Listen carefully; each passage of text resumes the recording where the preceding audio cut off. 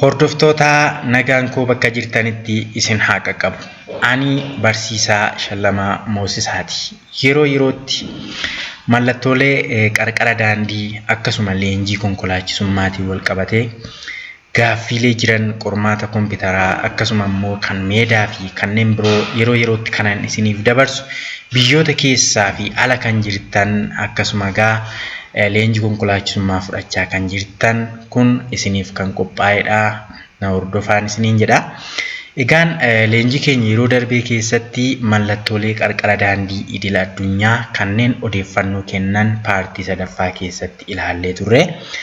Har'a immoo kan nuti waliin ilaallu mallattoolee daandii irratti dibaman yookiin sararoota daandii fi xiyyoota daandii irratti dibaman ergaa isaanii guutuu kan wal wajjiniin barannu ta'a. Chaanaalii kanaaf haaraa kan taatan subscribe osoo hin godhiin bira hin darbiina. Akkasuma immoo kanaan dura na hordofaa kanneen turtan like gochuudhaan viidiyoo kana share gootanii hiriyoota keessanii fi akkasuma leenjii kana barachaa kanneen jiran biraan akkanaaf geessan ergaa koo isiniif handhaamaa kallattumaan gara leenjiitti kan wal wajjiniin darbinu ta'a. Jalqabne irraa road markings jedha. Kun immoo dibata yookiin immoo dibata daandii yookiin sararoota daandii irratti dibaman jechuudha.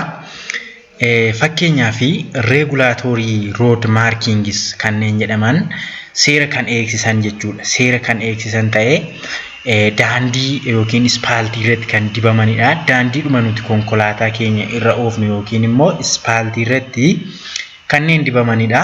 Egaa sararoonni kun kan isaan dibamanii fi keessumaa naannoo baadiyyaa fi bakka poolisiin tiraafikaa qaqqabuudhaan seera eegsisuu hin dandeenyetti bakka bu'uudhaan kanneen nu tajaajilanidha. Isaan kunis sararoota duudaadhaa fi sararoota ciccitaa akkasuma adiidhaa fi keelloodhaan kanneen dibamanidha. Isaan kana egaa waliin ilaallaa jechuudha.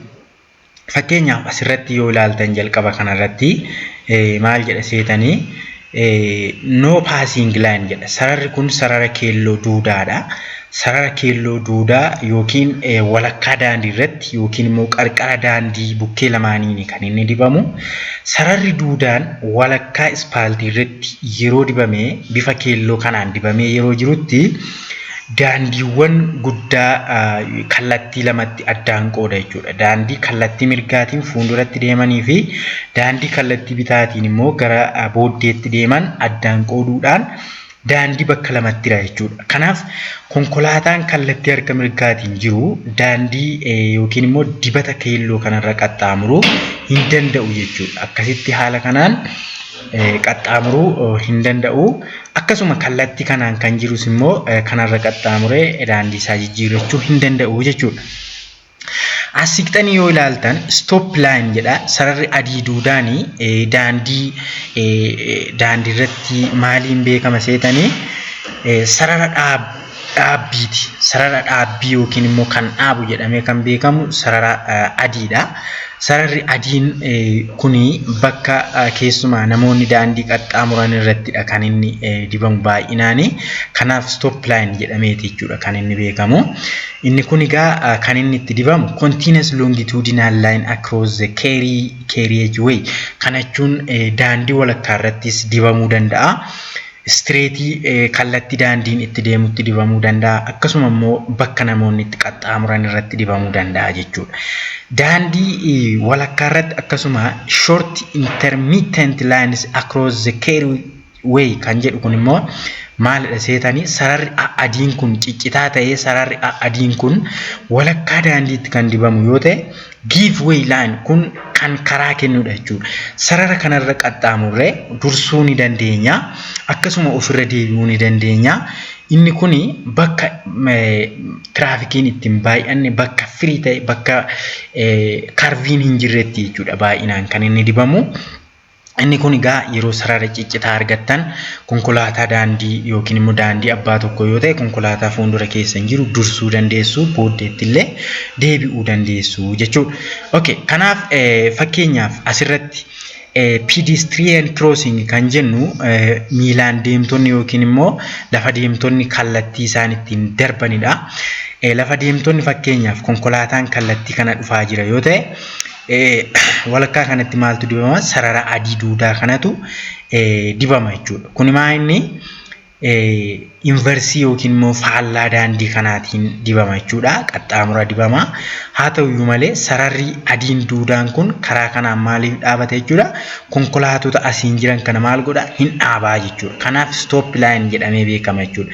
Sararri adiin bakka kanatti nuti arginu kun konkolaataa asiin dhufaa jiru kana maal godha? Hin dhaabaa jechuudha. Amma lafa deemtonni ce'anitti yookiin immoo ibsaan tiraafikaa ammanni magariisa ifutti maal godhaa? Hin dhaabaa jechuudha. As siqxanii yoo ilaaltan kun daandii abbaa lamaati. Konkolaataan tokko kallattii kanarra deemaa jira. Konkolaataan biraa immoo kallattii kanaan dhufaa jira. Kallattii kanaan konkolaataa asiin jiruuf daandiin sararri adiin kun asiin dibamtee jirti jechuudha. Isa kanaaf immoo asiin dibamtee jirti jechuudha. Kanaaf sararri adiin kun maal gooti? Hin dhaabdi. Isa kana asiin hin dhaabdi. Isa kana immoo kallattii kanaan hin dhaabdi jechuudha. Amma kamitti? Amma lafa deemtonni yookiin immoo pedestrian crossing yookiin immoo lafa deemtonni hamma qaxxaamuranitti jechuudha. Kanaaf egaa isa kana fakkaata. Box junction kan jennu immoo kun addabaabayii irratti yookiin immoo masqalanyaa isa jennudha. Masqalanyaa kanarratti asirratti akka argitan booksii kanatu jira. Booksiin kun egaa fuuldurri keenya firii yoo ta'e konkolaataan fuuldura keenya hin jiru yoo ta'e yookiin immoo ibsaan tiraafikaa yoo nuuf eeyyame malee keessa kana seenuu hin dandeenyu jechuudha. Kan nuti dhaabbachuu qabnu eessadha?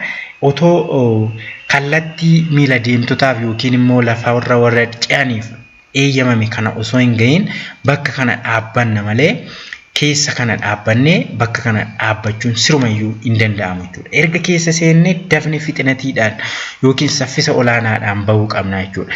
Kanaaf yellow box with diagonal kan nuti jennu sarara keelloo bakka kanatti dibamee jiru jechuudha. Kanaaf sararri bakka kanatti isin argitan dibamee jiru kun egaa yellow box jennaani. Inni kun egaa maal godha? Konkolaataan as keessa akka hin dhaabbannedha jechuudha. Keessa seennaan daftee akka masqalanyaarraa baatudha jechuudha. Tram marking kun egaa amma fakkeenyaaf yeroo baay'ee konkolaataa dibata kallattii namoonni ce'an pedestrian crossing kallattii namoonni ce'an irratti yookiin adii yookiin keellootu dibama. Haa ta'uyyuu malee faallaa daandiitiin jechuudha. Faallaa daandiitiin dibama yookiin immoo zigzaagii dibamuu danda'a yookiin immoo straightii dibamuu danda'a jechuudha. Haala kanaani akkasuma egaa yoo ilaaltan bal'inaan naannoon kun kallattii lafa deemtonni irra ce'anidha. Kallattii kanaanis yoo fudhattan kallattii arfaniin ni jiru jechuudha. Dibatoonni kun dibatoota kana karaa deemtotatu irra ce'aa jechuudha.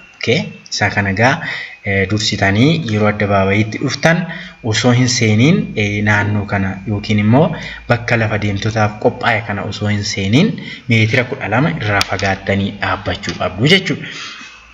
Asitti fakkeenyaaf rambil strip kan jedhu warning road markingidha. Kuni mallattoo of eeggannooti. Daandii irratti kanneen dibaman of eeggannoodha. Kana yoo ilaaltan amma xiyyadha. Xiyyi kun daandiin kun kallattii lamatti deemsisuu isaati jechuudha. Tokko gara mirgaatti akkas asiin kan jallatu ta'uusaa, tokko immoo straight kan darbu ta'uusaati jechuudha. Ergaa qabdi jechuudha. Sararri xiyyi adiin asitti dibamte kun ergaa qabdi jechuudha. Asiinis akkasumadha jechuudha. Kanaaf sararoonni adii dibaman kunneen ergaa isaan qaban maa'inni daandiin bakka lamatti addaan bahuusaati jechuudha.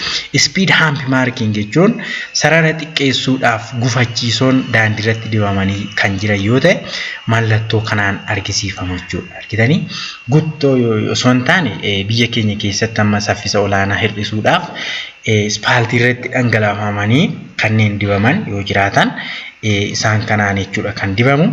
Tram crossing marking jechuun railway or tram level crossing ahead kun immoo maa'inni mallattoo cufaadha jechuudha. Kuni tram level crossing ahead yookiin immoo railwayin qaxxaamurri daandii baaburaas fuuldura jiraachuu danda'a. Kanaaf of eeggannoo gootee akka deemtu argisiisa jechuudha. Guidance road jechuun immoo kanneen nu geggeessan yookiin immoo odeeffannoo kan nu kennanidha. Isaan kun egaa akkuma dura isiniin jedhe daandii irratti dibamu. Sararri broken yellow line kun sarara ciccitaadha. Adiin kunis akkasuma sararoota kanarratti maal gochuu dandeenya? Dursuu dandeenya, of duuba deebi'uu dandeenya, karaa filachuu dandeenya jechuudha. Sarara filachuu dandeenya jechuudha. Argitanii garuu solid line kanarratti dursuu hin dandeenyu. Kallattii keenya filachuu hin dandeenyu, of duuba illee deebi'uu hin dandeenyu jechuudha. Haa ta'uyyuu malee asirratti immoo sarara ciccitaa fi sararri duudaa wal bukkee dibamanii jiru. Haa ta'uyyuu malee konkolaataan kallattii sarara duudaatiin deemaa jiru kuni maal gochuu hin danda'u? Sarara kanarra qaxxaamuree of duuba deebi'uu, dursuus filachuus hin danda'u jechuudha. Haa ta'u malee kallattiin sarara ciccitaa kanaan konkolaataan deemaa jiru immoo maal gochuu danda'a? Sarara isaa filachuu danda'a, qaxxaamuruu danda'a, of duuba deebi'uu ni danda'a jechuudha. Egaa kanadha ergaa isaan dabarsanii traffic lane arrows and marking xiyyoonni jiran kun egaa kallattiiwwan daandiin itti deemaa jiran nu argisiisu. Fakkeenyaaf kunniin daandiin kun gara bitaatti goruusaa argisiisa, kun straight deemuusaa argisiisa, kun immoo daandiin akkas cabu jiraachuusaa, tokkommoo fuulduratti deemuusaa haala kanaan kallattii daandiiti jechuudha. Kanaaf areas to separate traffic movement kan jedhu daandiin bakka lamatti qoodamuu isaati jechuudha. Kun kan argisiisu tokko kallattii kanaan walakkaan kun immoo kan hin deemsifne ta'uusaa ni argisiisa jechuudha. Haala kanaan egaa hubachuu dandeenya.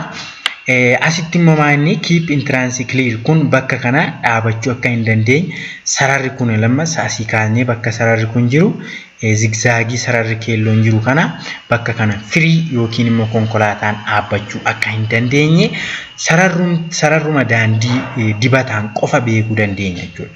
Dibatuma daandiirra dibame ilaallee bakka kana dhaabbachuu akka hin dandeenye illee hubachuu dandeenya jechuudha.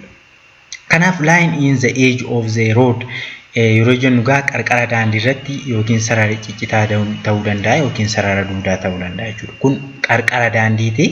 Kanaaf egaa sarara kana ala ba'uun akka hin danda'amnedha jechuudha. Haa ta'uyyuu malee sarara kanarra immoo qaxxaamuruu akka dandeenyudha jechuudha. Kun immoo baasii stooppiidha. Bakka baasiin dhaabbatu ta'uu isaati jechuudha kan inni argisiisu.